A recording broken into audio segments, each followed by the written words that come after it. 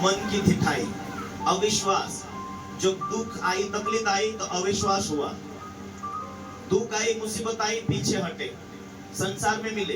कितने सारे लोग रास्ते में मारे गए, कारण किसी के मन में घमंड आई तो किसी के जीवन में क्रोध आए, किसी के जीवन में लालच आए, किसी के जीवन में शंका आई, भाई भाई लड़ाई कर रहे, परिवार परिवार लड़ाई कर रहे। उस कारण 6 लाख लोग निकले तो थे, लेकिन कुछ ही लोग वहां पहुंचे। Hallelujah, hallelujah, hallelujah. डरते डरते गए, बुरा संदेश लेकर आए, वहां शंका हुई, शायद शिक्षा की कमी, शायद शंका।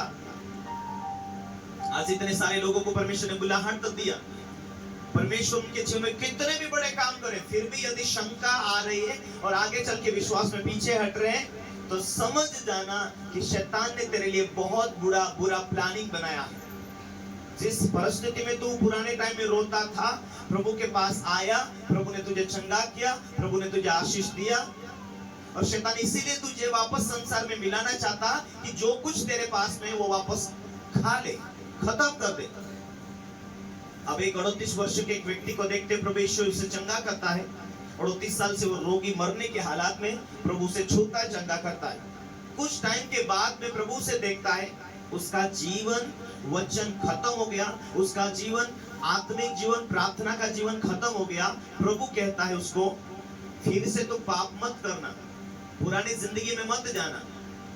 प्रभु ने पहचान लिया कि कुछ टाइम के बाद पुरानी जिंदगी में जाने वाला, कुछ टाइम के बाद ये संसार में मिलने वाला, कुछ टाइम के बाद में ये वापस ये प्रभु को वचन भूल गया, उस संगति में ना होने की वजह से वो प्रभु को छोड़ दिया। प्रभु ने पहचान लिया कि पाप मत करना, आगे 38 साल से तो बीमार था, आगे क्या है, मौत आ रही है। Hallelujah, hallelujah. परमेश्वर का वचन कहता, जो डाली मुझ में बनी रहती बहुत फलती, बनी नहीं रहती वो काट दिया जाती। क्या वो विश्वास में से उखाड़ दिया जाते? नहीं। परमेश्वर जिसको सपोर्ट नहीं कर रहा और वो खुद अपने आप में पाप के द्वारा वो जीवन जी रहे हैं, तो उनके विवेक, उनके बुद्धि को शैतान बांध के पुरानी जिंदगी में ले जाता है।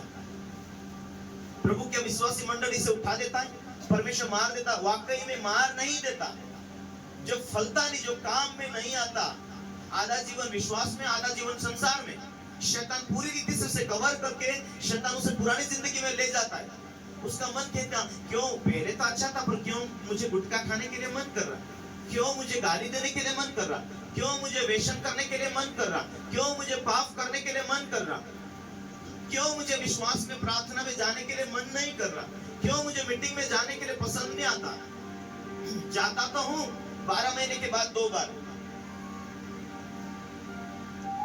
आत्मिक जीवन की जब गिरावटी होती है, लोग बड़ी मीटिंग पर हम जाएंगे, छोटी मीटिंग पर नहीं जाएंगे।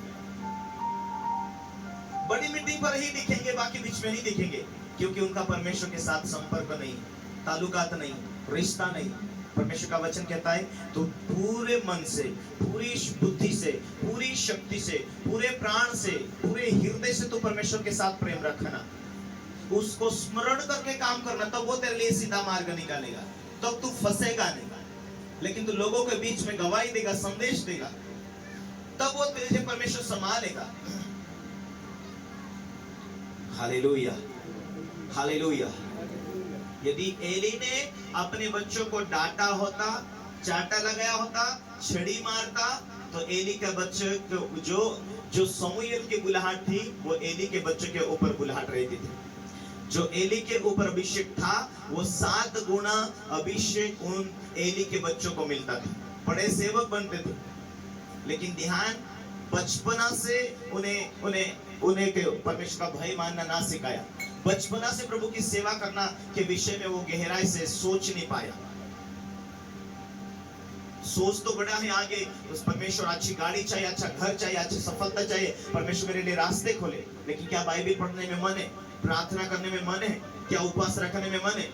जिनकी आत्मिक रीति से बढ़ोतरी की भूख नहीं है, वो व्यक्ति परमेश्वर के राज्य के लिए कोई इंटरेस्ट नहीं होगा। आत्मिक इच्छा नहीं है, आत्मिक भूख नहीं है, तो कभी भी उसको परमेश्वर की सेवकाई करने के लिए, परमेश्वर के राज्य के लिए भूख प्यास नहीं होगा। आत्मिकता की भूख, आगे बढ़ोतरी की भूख होगा, वो चर्च में आया करेंगे, वो बाइबिल लेंगे, वचन को पढ़ेंगे। जितना वचन को पढ़ेंगे सुनेंगे उतना वो आत्मिक रीति से मजबूत होंगे। वचन तुमसे छूट जा रहा है, पढ़ाई करने के बाद में भी तुम्हारा वचन के ऊपर कोई ध्यान नहीं,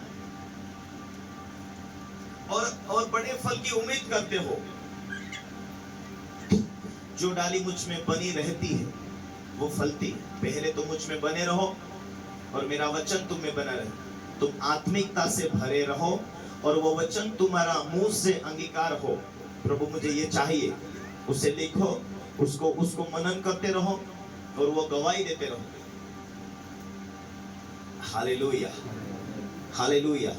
परमेश्वर ने क्या कहा समूएल से, और मैं अपने लिए एक विश्वास योग्य याजक को ठहराऊंगा जो मेरे हृदय मेरे मन के अनुसार किया करे। उसके हृदय, उसकी इच्छा क्या है परमेश्वर की, उसकी लालसा क्या है। आज विश्वास में तुम नए नए, प्रभु ने तुम्हें चंगाई किया, उसकी इच्छा है कि तुम गवाही बांटो, उसकी इच्छा है तुम मजबूत बनो, उसकी इच्छा है तुम तुम्हारे फैमिली के लिए, परिवार के लिए, पति के लिए, पत्नी के लिए प्रार्थना किया करो। तुम परमेश्वर के नजर में योग्य के विश्वास योग्य बनो। आज भी जरूरत है परमेश्वर को, कल भी जरूरत पड़ेगी परमेश्वर की, मरने के बाद में भी जरूरत पड़ेगी परमेश्वर की। जब तक हम जिंदे हैं अपना व्यक्तिगत जीवन परमेश्वर के हाथ में समर्पित करना है। परमेश्वर का वचन कहता अंतिम दिनों में